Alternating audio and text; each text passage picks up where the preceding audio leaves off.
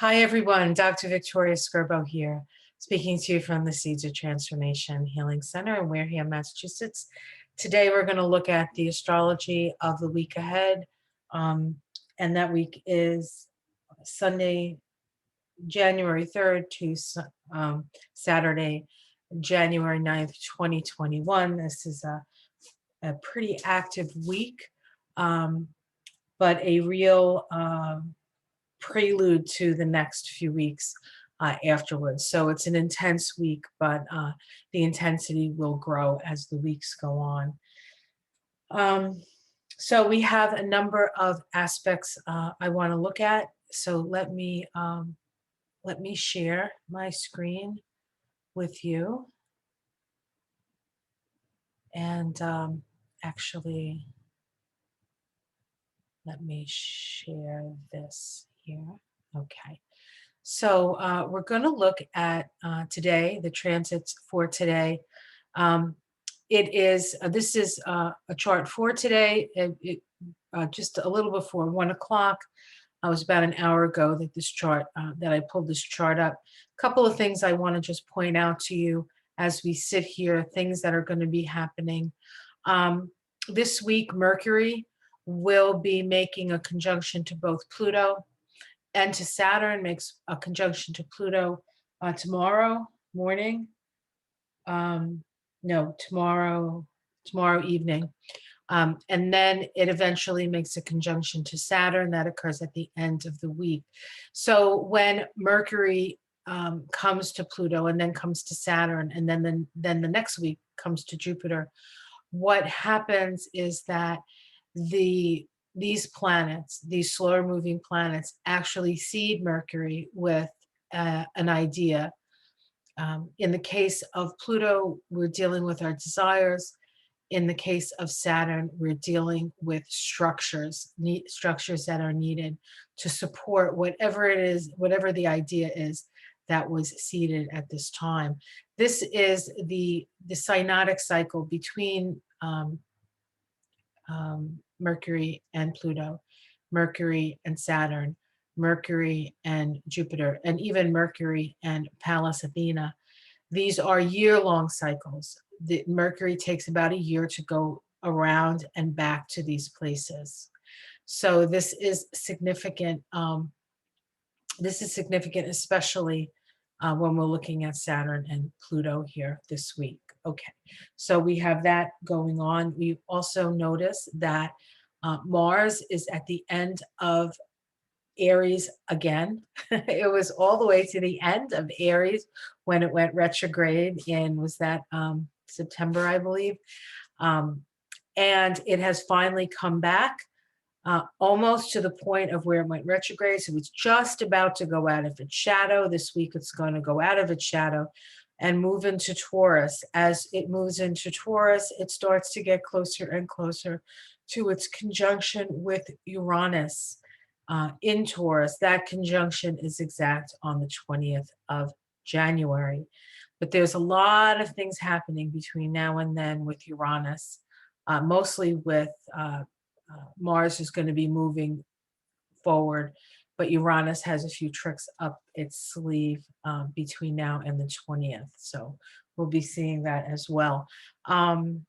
We can see that Venus just moved off its conjunction to the South Node. Venus will continue to move in this direction. The South Node, mean motion is this way, is retrograde, and so they are separating. And you might have had an old friend or an old beau or an old relationship from the past come up for you to resolve some issues with. It could be actually resolving it with the person, or it could just be resolving it within yourself, letting go of beliefs that around that relationship that no longer served. So that was something that we could have experienced. And then we also have to notice that we have this square here, big giant square. This is made up of the nodes of the moon. This is very important. Of course, the north node is our direction of our collective evolution. And so it's the direction we're being required to move in.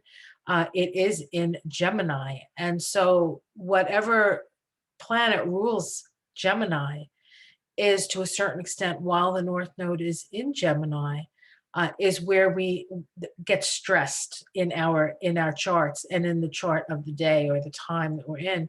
And of course, Gemini is ruled by Mercury. And so the way we think, the way we take in information, the validity of that information that we take in is all up for review and move in the direction of that. Gemini is also an archetype of separation.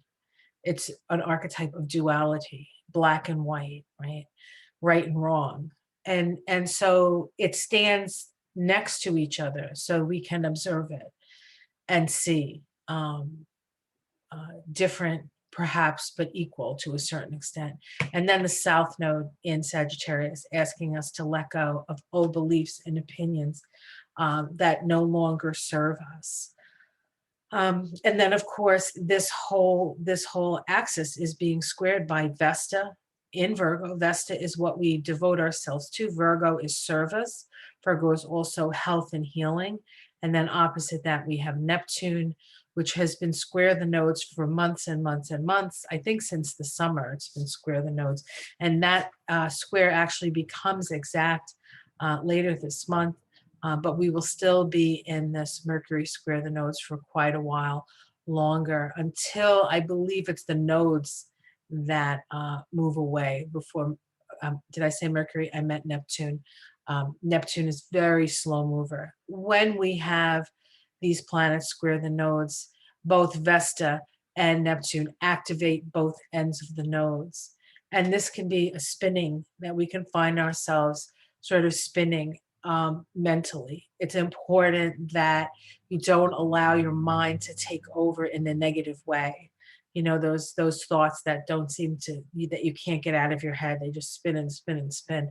We might be feeling that at this time. And what's going to happen is there are going to be connections to this giant spinning square, as it were.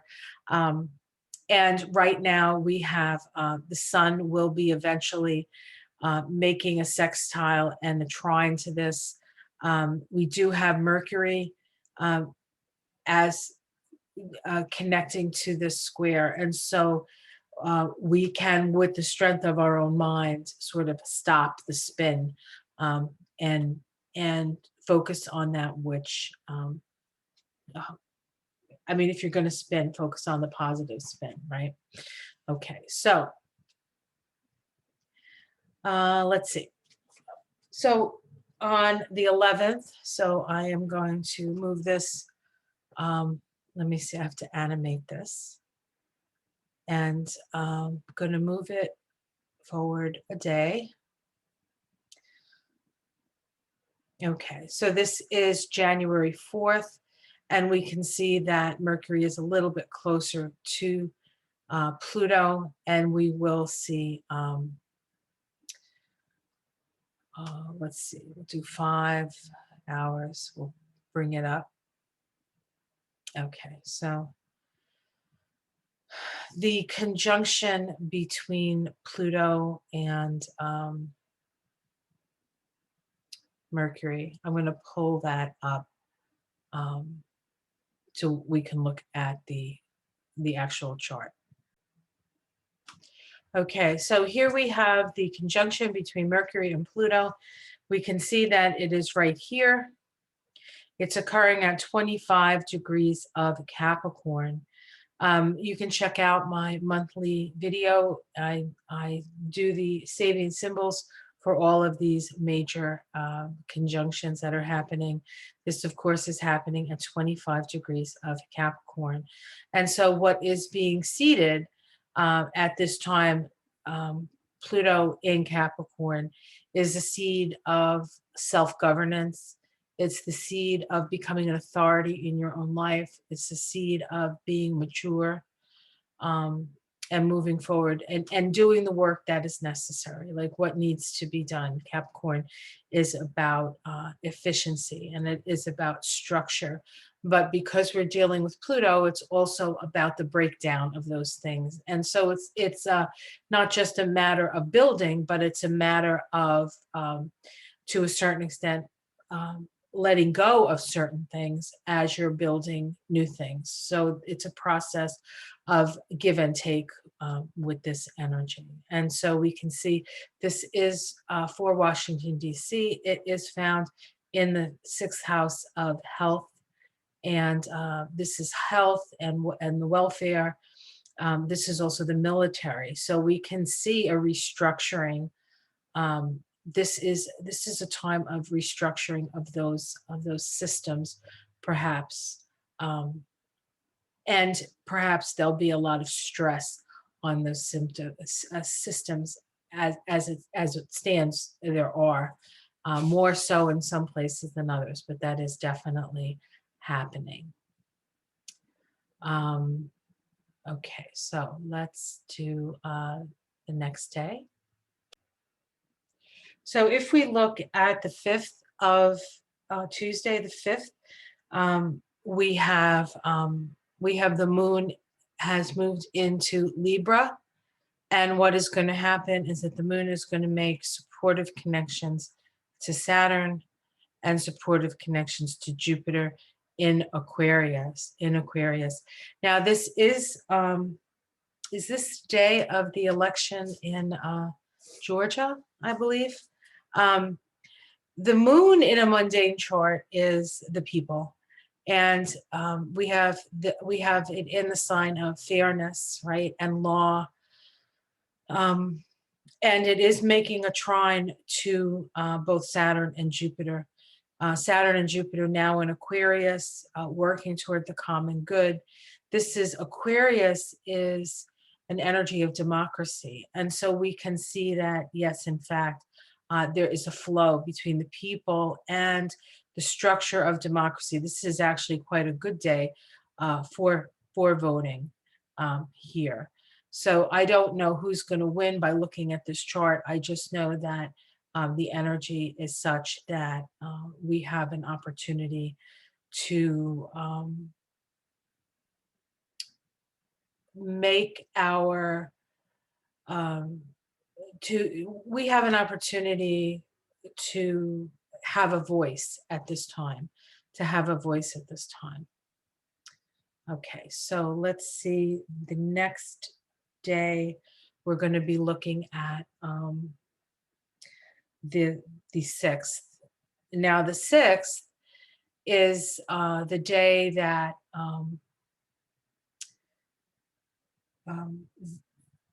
that they turn over. And I don't exactly, I mean, you guys probably know better than I do, but it's when they can, this is when the Republicans are going to, I should have the words for this and I don't, so I apologize, are going to fight to overturn the election results, I guess. That's what we want to say. All right.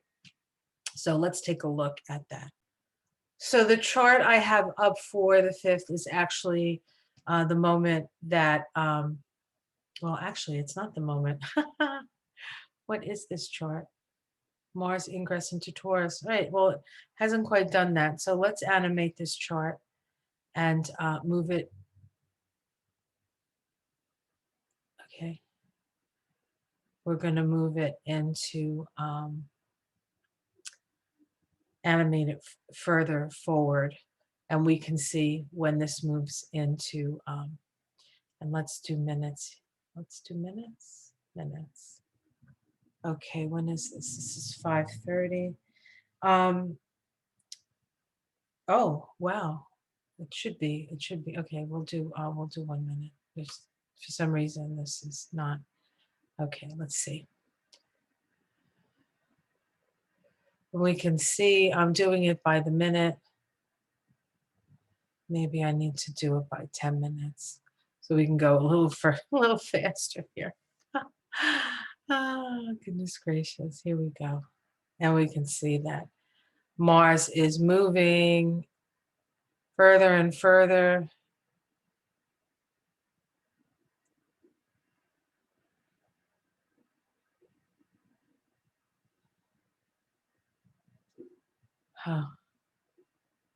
I don't know why this is working this way. This is actually not accurate. I will be right back and put an accurate chart up. Okay, so this is the moment that Mars moves into Taurus. It occurs 5:27 p.m. on the 6th. And this is really a Mars in Aries. When Mars was in Aries, Mars was in the sign of its rulership. As Mars moves into Taurus, it moves into it's ruled by or disposited by Venus. Now, what's interesting about Venus at 27 degrees of Sagittarius is that this is close to the galactic center. And so the ruler of Mars, really, as it moves through Taurus, um, Venus is, we'll call her the lady of the house. And now Mars has moved into her house. And so Mars, to a certain extent, needs to act in a certain way. And of course, we also have Venus in Sagittarius, the big picture. So we have a view of the big picture. Now, one of the things that you're noticing here is that Mars is close to Uranus, and Uranus is actually moving retrograde. So Mars is starting to move closer and closer to its conjunction with Uranus, which is going to happen on the 20th, a little after. The inauguration is at noon for the United States, and I believe the exact conjunction occurs around 3:30 in the afternoon. So very significant. Mars has been in Aries for about 6 months, and it hadn't been in Aries retrograde since the 80s. I think it's been about 40 years. Since the last time Mars was, a little less perhaps, was in Aries retrograde.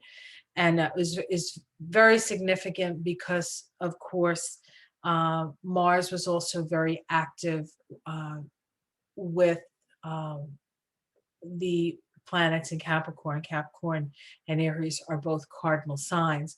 And so when Mars moved through Capricorn, and then when Mars was in Aries for all that time, it was putting stress on those Capricorn planets, right?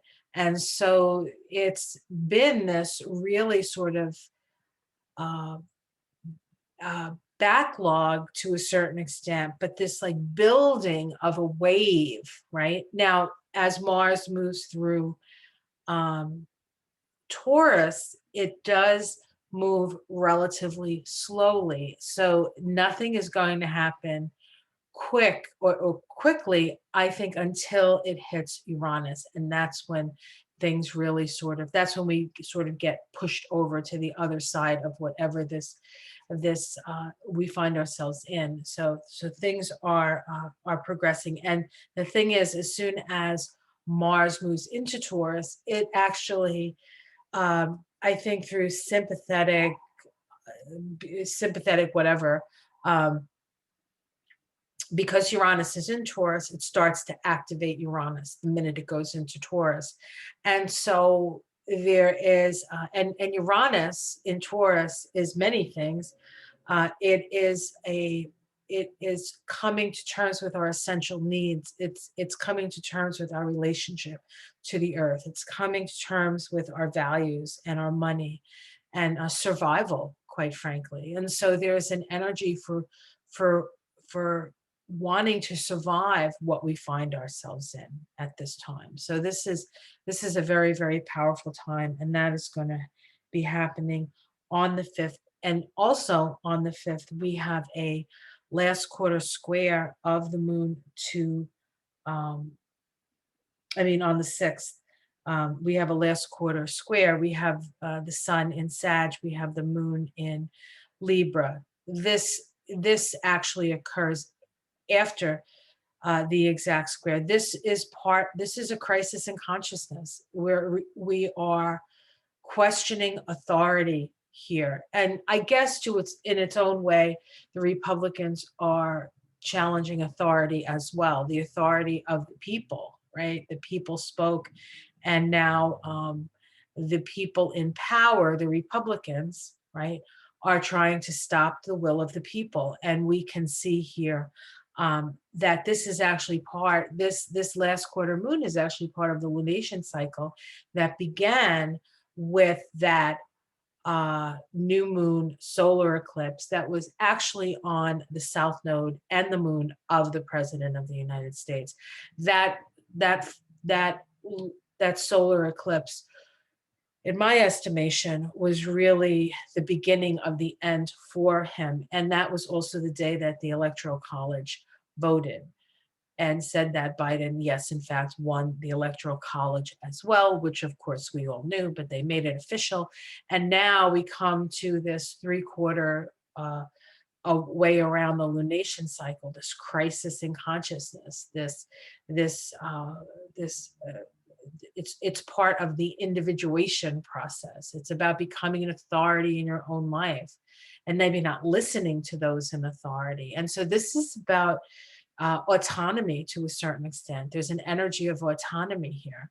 And so I think that there are certain people that think that the people are going to act in a certain way.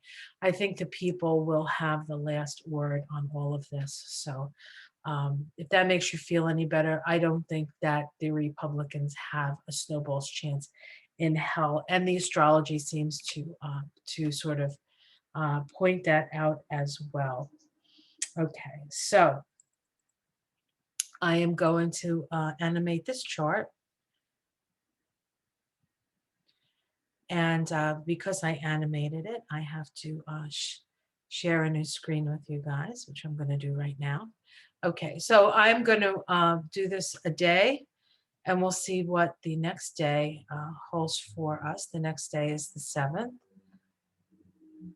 Okay, and what's happening on the 7th is that the moon, which is now in Scorpio, is making squares to Saturn, making squares to Jupiter, will make a square to Pallas. Remember, the moon is the people in a mundane chart, right?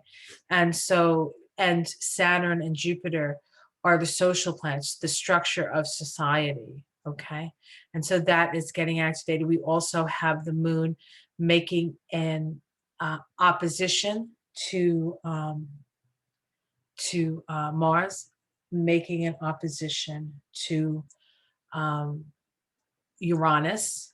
Okay, so the moon, this is the need for, perhaps the need for revolution, or the need for change, or the need for the people to be heard. We could see that here. We actually have a big T square here between Saturn and Jupiter, the moon, Uranus, and Mars. That is a very active, socially active aspect that we have. Yes, and so that is, there's a lot of awareness with this energy. There's a lot of awareness, and we also have the moon. While before it moved into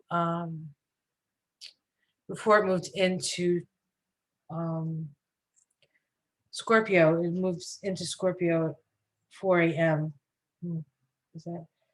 Yeah, right at the right after midnight, the moon makes a sextile to Venus when it's still in Libra. And remember, Venus is sort of giving Mars its marching orders here. As Mars moves through Taurus, Venus's sign. All right, so let's take a look at the next day. And there's a couple of things happening on the next day. Important to note. One of the things that's happening is that the Sun and Neptune are making a sextile to each other. This, when you're looking at two planets like the Sun and Neptune, the slower moving planet is the focal planet. This is the one that is the standstill point. Last year, the sun and Neptune made a conjunction, and then the sun moved all the way around. And now the sun is here. And this is an aspect that is associated with Aquarius. So we have another Aquarian sort of overlay here. And this is about working for the common good. This is about progressive change. And of course, Neptune always has a spiritual note to it, an idealism to it. And of course, the sun in Capricorn is putting the light on how the government is working or not working. The structure of power, how's it working and how's it not working? And so we can get some spiritual guidance through this period. Okay. It's also an opportunity to dissolve away some of the less helpful aspects of the government that sort of get in the way of really being a government for and by and for the people, which of course it's not, right? It's not. They tell us, they want us to think it is, they want us to give them money and they want us to vote in a certain way. But ultimately, big money rules it, no matter whether you're a Democrat or a Republican. It's just that the Democrats have maybe a little bit more concern for the people.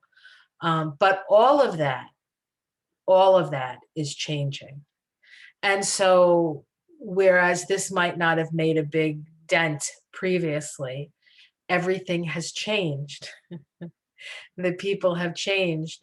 Donald Trump has changed and woken up enough people that we can actually, I think, get the progressive, humanitarian, love one another kind of vibe really sort of going in the right direction and really creating something beautiful. But we're still not quite through the dark tunnel yet. So we have to keep that in mind as well. On that day, we also have two things move. We have Venus move into Capricorn. So she's moved out of Sagittarius now. And we have a trine, right, between Venus and Saturn. Where is that? That's actually exact. Venus and Saturn. Venus and Mars. That's actually exact on Saturday. But we can see that it's getting closer and closer. Now what's in charge of Mars is Venus in Capricorn. This could be a love of government, but it's more about being responsible. Venus in Capricorn is very responsible. So the actions need to be aligned responsibly. The other shift that we had was, where is it? Where are you, darling? Mercury, where's Mercury? Here we go. Mercury has moved into Aquarius. And of course, Mercury and Venus are in the lovely sextile to one another at this time. And so there is communication of heart and mind. Very, very exciting. And we can see we still have that big giant square here. That's not going anywhere, but we can see that the moon activates the square at this time. And let's see if there's anything else activating it, bringing some new energy. No, mostly the moon bringing the energy into that COVID. This path way. We might also hear of some high numbers as well of people moving through this to the other side of life. Okay, so that's a possibility there as well, which is not, which isn't hard to say because, a lot of people are sick. So, I mean, it doesn't take a psychic, but we can see it here expressed through this doorway. Now, one of the other things that's going on is that Mercury is making a square to Mars. So we have Mercury-Mars square right here. And then we have a trine to Mars here. Mercury will eventually square Uranus. Okay, but that's not until next week, I believe. All right, so let's take a look at this aspect here. So this is for Saturday the 9th. This is actually the last aspect occurring on that day, and that is the conjunction between Saturn and Mercury. Saturn and Mercury. A couple of other things occurred today. We had Venus making the exact trine to Mars that happened earlier in the day, and we can see it right there. So we have Saturn, which is the structure of our consciousness, the structure of power, the structure of our society, now making a conjunction to Mercury, seeding Mercury with a idea, a thought that Mercury will go out and explore. And let's take a look at the Sabian symbol for this particular, I'm going to just read it to you. I'll just, if I can, just read it to, hold on one second. I'm trying to pull up my my Sabian symbols, but okay. So we're looking at Aquarius. We're looking at 3 of Aquarius here. Okay. And this is very, very interesting. And I'm going to read the whole thing to you. And in fact, I'm going to share it with you. I'm going to share the, let's see, new share. Okay, here we go. So again, this is the degree of the Saturn-Mercury conjunction. 3 degrees of Aquarius, a deserter from the Navy. The keynote is the individual's self-realization through a crucial repudiation of a collective status, which has become unbearable.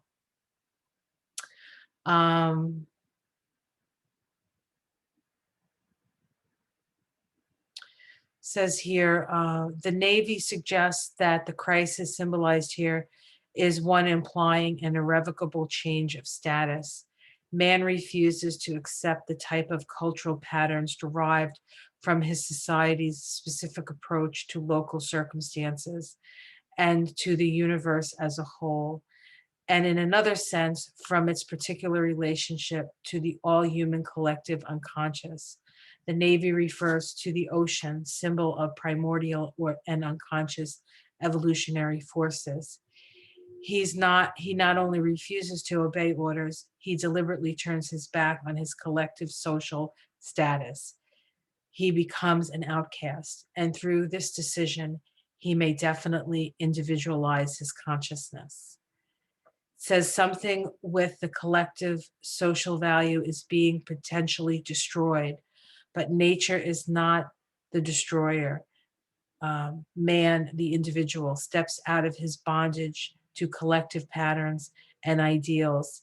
He may thus find himself by means of a sharp renunciation of his social birthright, the crucial process of desocialization.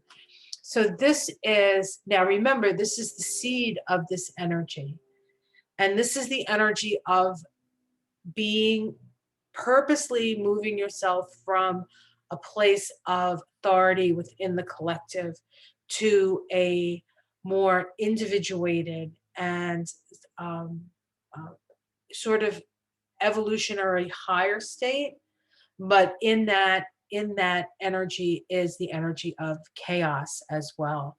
Chaos, because once you step out of the structures and the strictures that you've lived your life in, right, then you are on your own. You're really on your own. You're an outcast. And there's all kinds of stories about outcasts. Even Jesus was was sent to the desert for 40 days, right? To see what it feels like to be alone, to be sort of in that spiritual desert. And so there is the beginning of this journey with Mercury and Saturn. And we will see what is wrought from this when Mercury makes an opposition to Saturn. And that will probably occur, I'm thinking maybe July. But I'm not sure. I haven't looked to see when that's going to happen. But know that that seed is being planted today. So that's a lot to digest. The next thing I want to do is a reading for the week ahead. So let me stop this share, and we're going to take a look at the week ahead using the tarot. I think I'm going to use this deck right here. I just have to find a safe spot from my astrological calendar. Okay, so I'm using the there we go. Yep. I'm using the Arcanum deck. And let's just do a couple of shuffles here. Looks like I have a card. I don't know, sometimes the cards do like these fancy flip J's. And you wonder how that happens, but it happens. It's probably me. All right, so this is a reading for the week January 3rd to January 9th. What do we need to be aware of? What do we need to be aware of? We'll see if I have any thoughts or ruminations. All right, almost done, guys. Just want to make sure it's well shuffled.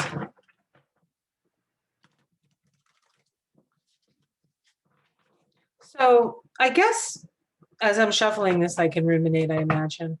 One of the things that I think is important to realize is that where you put your attention is where your energy goes. And so I think we have to be very discerning about where we're putting our attention.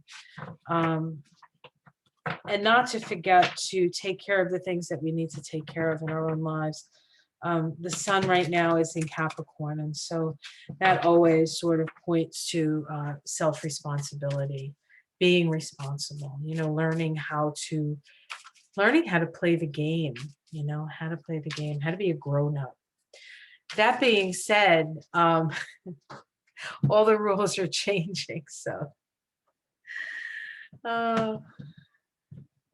maybe you don't have to balance your checkbook quite yet.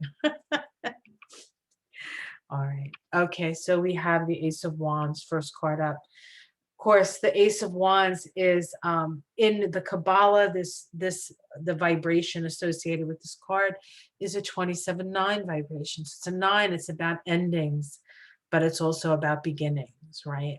And so within this card is the energy of endings and beginnings. The Ace of Wands is a Leo vibration. It's a very creative vibration. It is very self-expressive. This is spirit. In the tarot, the fire is spirit. And so spirit is alive and well. Now, in some decks, we have the hand of God handing off the wand, right? The staff. And so there is this energy of being gifted by the divine, a new beginning, a new beginning. Let's see what's crossing that new beginning. The Six of Pentacles. This is, this to me as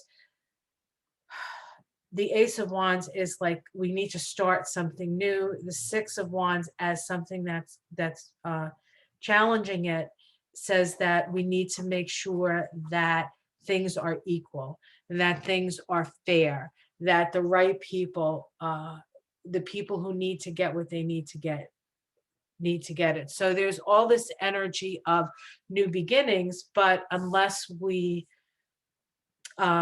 take care of those who need the taking care of, the new beginning can't start. And so this to me looks like a uh, a command that we need to take care of the least of us if we expect to move forward and reach our potential, because the Ace of Wands is very much a card of potential. And underneath it all is the Ten of Pentacles. There is plenty of resources, guys. There is plenty of resources. Do not let them make you believe that um, that there isn't. First of all, money is pretty much made up anyway. Um, so we have to realize that, although, I say that, but if I didn't have money, I would be able to pay my mortgage, and living on the street would not be made up. I understand that, but money is something we all agree on, right? And so when they tell us there isn't enough money for this, we need to question that, because there always seems to be enough money for the people who hold all the money, right? Okay, so this is the past. We have the Two of Swords, feeling like we're at a crossroads. We've certainly felt that. Feeling like we're at a stalemate, that we can't move forward. So there has been this sense in the past that although we wanted to take an action, we were unable to take an action. In the sky, we have the King of Pentacles. I feel like actually the first person that came to mind when I saw this was Mitch McConnell. Not that he generally comes up as the King of Pentacles, but I think that he is, quite frankly, the most powerful person in the country at this time. Right? He's still holds much of the power, and hopefully that will change. But it's like he's holding it up, but he's not giving it out. He's not giving it out. The immediate future is the Strength card. And so this requires us to have strength, but it also requires us to speak our mind. This is in the Tree of Life. This is associated with the path between Hesed and Gebura. And that's located in the throat chakra. And of course, anybody who knows a Leo, which is what this card is associated with, knows that we're going to self-express. We also have the Ace of Wands, which is also a Leo vibration. So there's a lot of Leo energy going on this week. All right. And then we have the change. So the wheel is changing. Things are moving. The stalemate is over. This is our domestic situation. Things are going to come fast and furious. So if you think you hear the pounding of hooves, it's there, the pounding of hooves. Hopes and fears. I see this as the moneyed people hoping that they get to keep their money and fearing that they might not be able to keep their money. And the outcome, the Eight of Pentacles. So more work has to be done, but there's a lot of pentacle energy in this reading. And so money and resources become a big issue. But so there is this push-pull between spirit, which is fire, and earth, which is material gain, right? Or material things. And they are shadows of each other. And so if you're too concerned with money, sometimes what it can do is it can snuff out the creative self or the creative spark. If you're so into creativity and don't take into consideration money and how you're going to feed yourself, then your creativity can only go as far or as long as you can feed yourself. So there has to be a balance between this energy of creation and what we want to create, and then what we can afford. But there is a lot of money out there. It's just not in the hands of the people, right? It's in the hands of a few people, and that needs to change. And there's a realization, I think, this week of just how true that is. So I think that's what I see for the reading. All right. So I hope you enjoyed that. Like and subscribe, and I will see you again next week. Next week's also a pretty, let's just say January is going to be quite the transformational / birth / breakthrough experience. Much love. Namaste.